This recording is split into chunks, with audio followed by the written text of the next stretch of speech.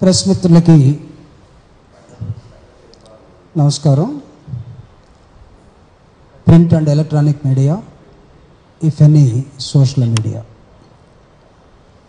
This is Jupudi Prabhakar Rao, YSR Congress party Andhra Pradesh SC cell president and ex-MLC and former advisor to the AP government. ఆంధ్రప్రదేశ్లో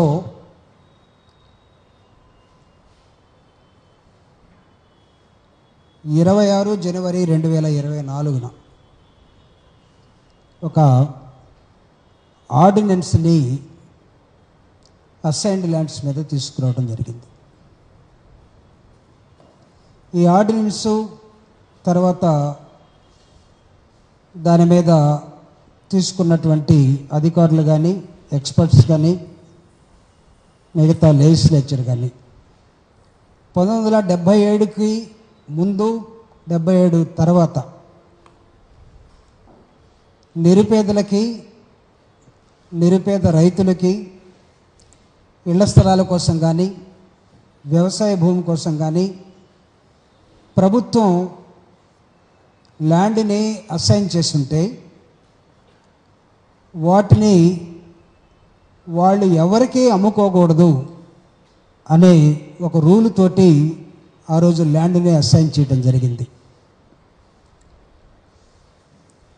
ఇది మీ అందరికీ తెలుసు. Press మిత్రులు చాలామంది నా సోదరులు ఇక్కడే ఉన్నారు కాబట్టి, నేను కౌన్సిల్లో ఉన్నప్పుడు కూడా 2007 నుంచి 2015 దాకా కంబైన్డ్ కౌన్సిల్లో, అసెంబ్లీలో కానీ చాలాసార్లు దీని మీద చర్చ జరిగాయి.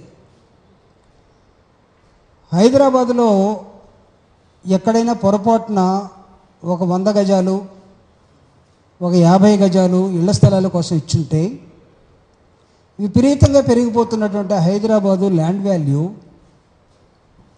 పక్కనున్న వాళ్ళు 100 గజాలని ₹1,00,00,000 అమ్ముకుంటే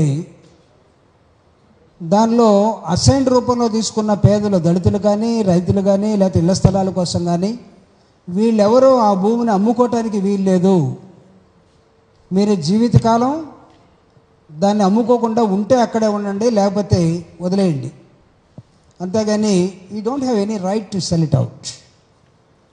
ఇది ఆ రోజు ఉన్నటువంటి పరిస్థితి. దీని మీద నాకు తెలిసి గతంలో రాజశేఖర రెడ్డి గారు కానీ, అంతకుముందున్న ముఖ్యమంత్రులు కానీ, చంద్రబాబు నాయుడు గారు కానీ చర్చలు జరిగాయి. పెరుగుతున్నటువంటి ల్యాండ్ వాల్యూని మిగతా సమాజానికేమో మీరు అమ్ముకోండి అని వదిలేసి ప్రభుత్వం ద్వారా కొంతమందికి ఇచ్చి వాళ్ళు బాగుపడమని, వాల్యూ పెరుగుతూ ఉంటే వాళ్ళని అమ్ముకోకుండా ఉంచడం ప్రభుత్వమే వాళ్ళని ఇబ్బంది పెడుతున్నట్టు కదా. కాబట్టి why don't you give a free zone, వాళ్ళకు కూడా అమ్ముకునే అవకాశం ఇస్తే ఎలా ఉంటుందనేది ఒక పెద్ద చర్చ. అది ఆ చర్చని రాష్ట్రం విడిపోయింది 2013-14లో. 2014లో అక్కడ చంద్రబాబు నాయుడు గారు రావటం జరిగింది. మీ అందరికీ నేను only record purpose I'm telling you how the political parties will behave time to time.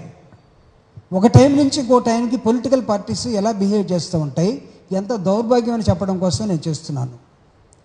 ఇది నేను మీకు ముందుగా చెప్పినట్టుగా గతంలో జరిగినటువంటి అనేకమైన డిస్కషన్స్ని చంద్రబాబు నాయుడు గారు 2019కి ముందు 18, 17 ఆ ప్రాంతంలో చాలా ఈ ల్యాండ్ మీద చాలా సీరియస్ చర్చ జరిపి ఆయనే వీలైతే ఈ ఇచ్చినటువంటి ఈ అసైన్డ్ ల్యాండ్స్ ఏవైతే ఉన్నాయో ఆ రైతులకి, ఆ పేదలకి, ఇళ్ల పట్టాలకి మొత్తాన్ని కూడా మనం విముక్తి కలిగించాల్సిన అవసరం ఉంది అని తనే ఒక నిర్ణయం తీసుకోవడానికి సిద్ధపడ్డాడు. కానీ సబ్సిక్వెంట్గా ఎన్నికలు వచ్చాయి, ఆ ప్రభుత్వం దిగిపోయింది. వైఎస్ఆర్ కాంగ్రెస్ పార్టీ జగన్మోహన్ రెడ్డి గారు అధికారంలోకి రావడం జరిగింది. వచ్చిన తర్వాత కూడా 2019 నుండి 2024 మళ్ళీ ఎన్నికలు వచ్చే సమయానికి దీని మీద చర్చ జరిగి ఆఖరికి ఒక నిర్ణయానికి వచ్చి క్యాబినెట్ తీసుకున్న నిర్ణయం ఏంటంటే ఆంధ్రప్రదేశ్లో ఖచ్చితంగా దీన్ని మనం వాళ్ళకు కూడా ఫ్రీ జోన్ ఇవ్వాలి, వాళ్ళను కూడా మనం పైకి తీసుకురావాల్సిన ఉంది.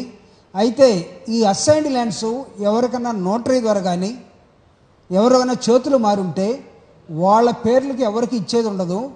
ఒరిజినల్ అస్సైనీ ఎవడున్నాడో 20 ఏళ్ల క్రితం కానీ 15 ఏళ్ల క్రితం కానీ 30 ఏళ్ల క్రితం కానీ ఒరిజినల్ అస్సైనీ ఎవరైనా ఉంటే వాళ్ళ పేరు మీద మాత్రమే అది రిజిస్టర్ చేసి వాళ్ళకు మాత్రమే దాన్ని అమ్ముకునే ఒక అవకాశాన్ని వైఎస్ఆర్ కాంగ్రెస్ పార్టీ తీసుకురావడం జరిగింది. దీనికోసం ఒక కమిటీ వేశారు, పక్క రాష్ట్రాల్లో ఎలా ఉందని. ఆ కమిటీ ధర్మాన ప్రసాద్ గారి నాయకత్వంలో ఆ కమిటీ మొత్తం ఒరిస్సా, తమిళనాడు, కర్ణాటక ఇవన్నీ తిరిగింది, ఈవెన్ తెలంగాణ ఆల్సో. వాళ్ళు చెప్పింది ఏంటంటే ఈ డిస్కషన్ తెలంగాణలో ఉన్నది, ఒక 15 సంవత్సరాల తర్వాత తెలంగాణలో ఇలాంటివి ఉంటే అమ్ముకోవచ్చు, కర్ణాటకలో 15 నుంచి 20 సంవత్సరాలు ఉంటే అమ్ముకోవచ్చు, ఒరిస్సాలో 15 నుంచి 20 సంవత్సరాలు ఉంటే ఆ ఒరిజినల్ అసైన్ అమ్ముకోవచ్చని వాళ్ళు రాటిఫికేషన్ చేసుకున్నారు.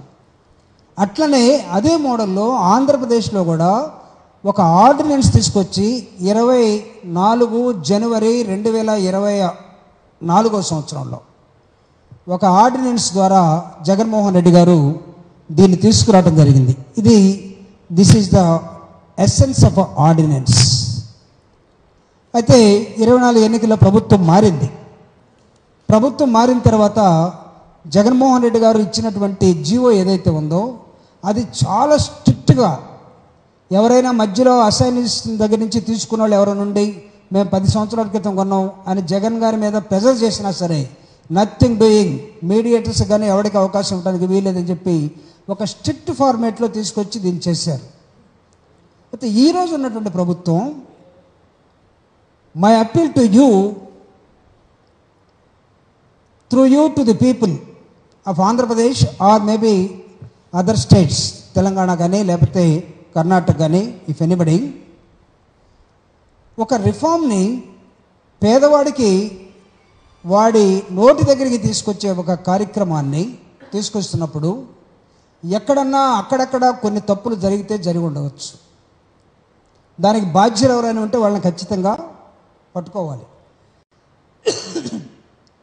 I'm not denying, Jaganmohan Reddy గారు చేశారు కాబట్టి ఎవరైనా తప్పు చేస్తే వాళ్ళు వదిలేసేయండి, చంద్రబాబు నాయుడు గారు శిక్షించాలన్నాడు కాబట్టి వాళ్ళని శిక్షించొద్దు అని చెప్పడానికి నేను ప్రెస్ మీట్ పెట్టలేదు ఇక్కడ. సో మీరు చేయండి, న్యాయబద్ధంగా చేయండి. కానీ నిన్న ఏపీ గవర్నమెంట్ ఒక జీవోని తీసుకొచ్చింది. ఈ జీవో ఏం చెప్తుందంటే, ఈ జీవో ఈ అసైన్డ్ ల్యాండ్ విషయంలో అసలు మొత్తం గందరగోళం జరిగిపోయిందట. కాబట్టి చేసిన రిజిస్ట్రేషన్లు ఏమైనా ఉంటే ఆపేసేయండి, ఫ్యూచర్లో రిజిస్ట్రేషన్ చేయొద్దు. సబ్ రిజిస్ట్రార్కి మొత్తానికి కూడా వైర్లెస్ మెసేజ్ ఇచ్చేశారు, తహసీల్దార్లకు ఇచ్చేశారు. వాళ్ళు చేయాలనుకున్న చట్టాన్ని జగన్మోహన్ రెడ్డి గారు చేశారు. కాబట్టి ఇక్కడ మొత్తం ఏదో అక్కడ మదనపల్లిలో ఏదో రికార్డులు తగలబడ్డాయంట, విశాఖపట్నంలో ఏదో జరిగిందట, కాబట్టి ఇటు మొత్తాన్ని ఆపేసేయండి అని ఒక జీవోని నిన్నగాక మొన్న రిలీజ్ చేశారు. This is on 10th August, ఈరోజు 12th ఆగస్ట్. ఈ జీవో ఇచ్చిన 2 రోజుల తర్వాత నేను మాట్లాడుతున్నాను మీతోటి. కారణం ఏంటంటే, ఎన్నికల సమయంలో మేనిఫెస్టోలో తెలుగుదేశం పార్టీ ఆకాశంలో అమ్మ మనకు అన్నం పెట్టేటప్పుడు పిల్లవాడు అన్నం తినకపోతే చందమామ చూపించేది. ఎన్నికల సమయంలో మనకు చందమామను కిందకు తీసుకొస్తామని చెప్పాడు. చంద్రయాన్ మీద పోయిన వాళ్ళు ఏమయ్యారో తెలియదు, కానీ ఆయన మాత్రం అన్నీ తీసుకొస్తానన్నాడు. ఇప్పుడేమో ఇవన్నీ చేయాలంటే మతిపోతుంది, ప్రజలు మీరే ఆలోచించాలని చెప్తా ఉన్నాడు. పెన్షన్లు తప్ప దేనికి డబ్బులు లేవనే ఒక ఆలోచన. అబద్ధాలు అమ్ముడుపోయాయి, ప్రజలు నమ్మారు. ప్రజలందరూ కూడా బాధపడుతున్న నేపథ్యం. ప్రజలు రివోల్ట్ కాకముందే వీళ్ళు ఏం చేస్తున్నారంటే, గత ప్రభుత్వంలో మొత్తం అవినీతి జరిగిపోయింది కాబట్టి ఆ అవినీతి మీద శ్వేతపత్రాలని తయారు చేసి ఒక్కొక్క శ్వేతపత్రాన్ని ఒక వారం రోజులు 10 రోజులు అసెంబ్లీ జరిగినప్పుడల్లా పెట్టి అసలు చేయాల్సిన పని మొత్తాన్ని కూడా పక్కన పడేసే ఒక నేపథ్యంలోకి ఈరోజు అక్కడ ఉన్నటువంటి పార్టీ రావటం జరిగింది. వైఎస్ఆర్ కాంగ్రెస్ పార్టీ అడుగుతూ ఉంది. మొత్తం మీద వైఎస్ఆర్ కాంగ్రెస్ పార్టీ తీసుకున్నటువంటి ఈ నవరత్నాల కోసం, పేదలందరికీ ఇళ్ళు, వీటన్నిటి కోసం సేకరించినటువంటి ల్యాండ్స్ కానీ 32 లక్షల ఇళ్ల స్థలాల్ని రాష్ట్ర ప్రభుత్వం పేదలకు ఇస్తే వాటన్నిటి మీద కన్నేసి ఇప్పుడు వాటిని ఎక్కడో అగమ్య గోచరంగా తయారు చేశారు.